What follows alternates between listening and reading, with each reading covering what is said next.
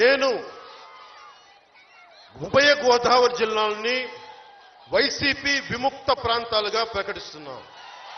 34 సీట్లో వైసీపీ ఒక్క సీటు కూడా గెలవకుండా పవన్ కళ్యాణ్ మనం అందరం కలిపి చూసుకుందాం. పులివెందుల రౌడీజం, పులివెందుల గూండాయిజం, పులివెందుల దౌర్జన్యాలు గోదావరి జిల్లాలో ససేమిరా రానివ్వ, వస్తే తన్ని తగలేస్తాం. అభివృద్ధి ఒక్క జనసేనతోనే సాధ్యం, మీతోనే సాధ్యం, యువతతోనే సాధ్యం. అభివృద్ధికి ఆమడ దూరంలో పెట్టిన వైసీపీని మనం ఏం చేద్దాం? అభివృద్ధిని ఆమడ దూరంలో పెట్టిన వైసీపీని మనం ఏం చేద్దాం? అభివృద్ధి, ఆంధ్రప్రదేశ్ అభివృద్ధి జరగాలంటే ఈ ప్రభుత్వం మారాలి. అరాచకం ఆగాలంటే ఈ ప్రభుత్వం మారాలి. జనం బాగుండాలంటే జగన్ పోవాలి. జనం బాగుండాలంటే జగన్ పోవాలి. బీసీలకి రాజ్యాధికారం రావాలంటే జగన్ పోవాలి. కాపు రిజర్వేషన్లు మోసం చేసిన వాళ్ళకి న్యాయం జరగాలంటే జగన్ పోవాలి.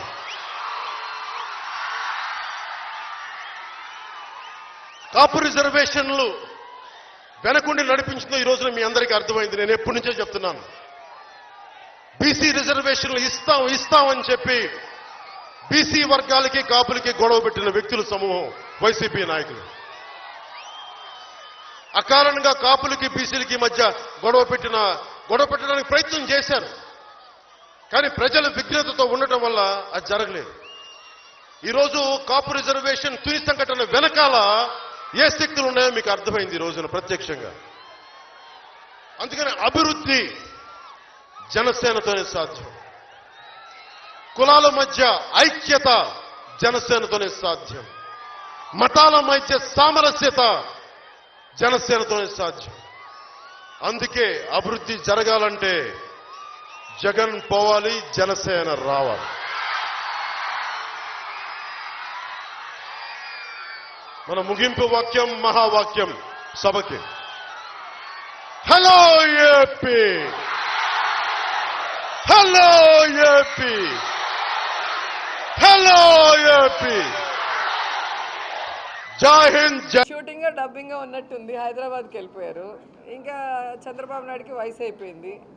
ఆయన అప్పుడప్పుడు వచ్చి ప్రెస్ మీట్ వెళ్ళి వెళ్తాడు. ఇంకా పప్పు ఎక్కడున్నాడో ఏం చేస్తున్నాడో ఎవరికి అర్థం కాని పరిస్థితి. సో నేనైతే క్లియర్గా చెప్పగలను, మొన్ననే మీరు టైమ్స్ నౌ సర్వే కూడా చూశారు. ఈరోజు ఏ రాష్ట్రంలో ఏ ముఖ్యమంత్రి చేయనటువంటి విధంగా తన పాదయాత్రలో తాను చూసింది, తాను విన్నది డైరీలో నోట్ చేసుకొని తాను ప్రామిస్ చేసినది దాదాపుగా 98-99% పూర్తి చేసిన ఏకైక ముఖ్యమంత్రి ఈ దేశంలో జగన్మోహన్ రెడ్డి గారు మాత్రమే. అందరూ ఎన్నికల ముందు చెప్తారు, ఎన్నికలైన తర్వాత మర్చిపోతారు. మళ్ళీ ఎన్నికలు వస్తే హడావిడిగా ఏదో చేశాము మమ అనిపించాలనుకుంటారు. కానీ అలా కాకుండా ఈరోజు జగన్మోహన్ రెడ్డి గారు కేంద్రం నుంచి మనకు రావాల్సిన వాటిని ఒక సైడు రాబడుతూనే మన రాష్ట్రంలో ఉన్న పేదరిక నిర్మూలన చేసే విధంగా పేద ప్రజలకి ఏ విధంగా సంక్షేమ రూపంలో అండగా నిలబడుతూ రాష్ట్రానికి పరిశ్రమలను తీసుకొస్తూ మీరందరూ చూస్తున్నారు, స్పోర్ట్స్ని డెవలప్ చేస్తూ ఇలా ప్రతి దాంట్లో కూడా గడప గడపకు మన ప్రభుత్వం ద్వారా ఎమ్మెల్యేలు, మంత్రులు గడప గడపకు వెళ్ళి ఆ గ్రామాల్లో కూడా ఈరోజు అభివృద్ధి కార్యక్రమాలు చేస్తుంటే మరి ఏ ఒపీనియన్ తీసుకున్నా, ఏ సర్వే తీసుకున్నా, ఏ లోకల్ బాడీ ఎలక్షన్స్ తీసుకున్నా, ఏ బై ఎలక్షన్స్ తీసుకున్నా ఒకటి జగన్మోహన్ రెడ్డి గారు, ఆయనకు మేము సపోర్టివ్గా ఉంటాం. అందుకే క్లియర్గా నేను చెప్పగలను, 2024 జగనన్న వన్స్ మోర్ అని ప్రజలు డిసైడ్ అయ్యారు. అందుకే మేము చెప్తాం బాయ్ బాయ్ బీపీ. ఎందుకంటే బీపీ వచ్చి ఊగిపోతాడు, hi AP, bye bye YCP అంటాడు. వైసీపీకి బాయ్ బాయ్ చెప్పేంత సీన్ ఆయనకు లేదు. ఎందుకంటే జగన్మోహన్ రెడ్డి గారు ముఖ్యమంత్రి కారు ఇదే నా శాసనం అంటే ఆయన శాసనసభ గేటు కూడా తాకలేకపోయాడు. ఈరోజు జగనన్నని ఓడిస్తానని మళ్ళీ అంటే మళ్ళీ హిస్టరీ రిపీట్ అవుతుంది. కళ్యాణ్ గారు కనీసం ఎమ్మెల్యే కూడా కాలేరు. రెండోది, ఏదైతే ఈస్ట్ వెస్ట్లో 34 సీట్లలో హఠావో వైసీపీ అంటాడు. మొన్నటి వరకు ఏపీ నుంచి వైసీపీని తీసేయండి అంటారు. ఇప్పుడు 34 జిల్లాలకి ఆయన పరిమితమయ్యాడు. ఓకే, ఆయనకి నేను సూటిగా చెప్తున్నా, 34 కాన్స్టిట్యున్సీలు ఈస్ట్ వెస్ట్లో వైఎస్ఆర్సీపీ రాకుండా చేస్తాను అంటున్నావు కదా. నీకు దమ్ము ధైర్యం ఉంటే 34 సీట్లలో నువ్వు ఇండిపెండెంట్గా నీ క్యాండిడేట్లు నించోబెట్టు, అప్పుడు చూద్దాం. ఊరికే వచ్చి ఏదో ఊగిపోవటం. మన జాతరలు జరుగుతాయి, మనకి తిరుపతిలో అందరికీ బాగా తెలుసు. 2 యాప్ మండలు ఇస్తారు, కొంతసేపు ఊగుతాడు, మళ్ళీ షూటింగు డబ్బింగ్ అంటే వెళ్ళిపోతారు. పాలిటిక్స్ అలా కాదు. పాలిటిక్స్లో ఓపిక ఉండాలి, ప్రజల మీద ప్రేమ ఉండాలి, ప్రజలకి మంచి చేయాలన్న చిత్తశుద్ధి ఉండాలి. ఇవన్నీ వైఎస్ఆర్ కుటుంబానికి ఉన్నాయి కాబట్టే ఆ రోజు వైఎస్ఆర్ గారు, ఈరోజు జగన్ గారు చరిత్రలో ఎవరు చేయనటువంటి విధంగా గొప్ప గొప్ప చారిత్రాత్మక నిర్ణయాలతో, పథకాలతో ప్రజల జీవితాల్లో వెలుగును నింపారు. కాబట్టే ప్రజలు ఆ కుటుంబానికి అండగా ఉన్నారని తెలుసుకోండి. ఊరికే ఎగరటం వల్ల ఎవరు కూడా పట్టించుకోరు. మేము ముందు ఈయన మళ్ళీ లోకేష్ గారి పాదయాత్ర ఫెయిల్యూర్ అయింది కాబట్టి ఈయన వచ్చి ఏం చేస్తాడో అనుకుంటే, ఈయన వచ్చిన తర్వాత అర్థమైంది ఈయన కూడా ఎమ్మెల్యేగా గెలవడని.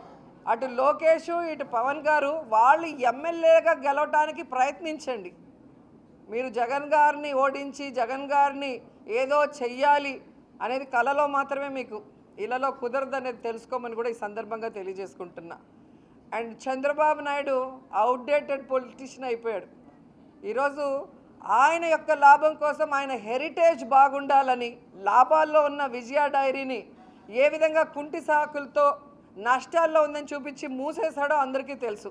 ఈరోజు అదే విజయ డైరీని 182 కోట్ల రూపాయలు అప్పులన్నీ కట్టి మళ్ళీ 385 కోట్ల రూపాయలు ఇన్వెస్ట్ చేయించి ఈరోజు నిన్న భూమి పూజ కూడా చేసిన గొప్ప మనసున్న నాయకుడు జగన్మోహన్ రెడ్డి గారు.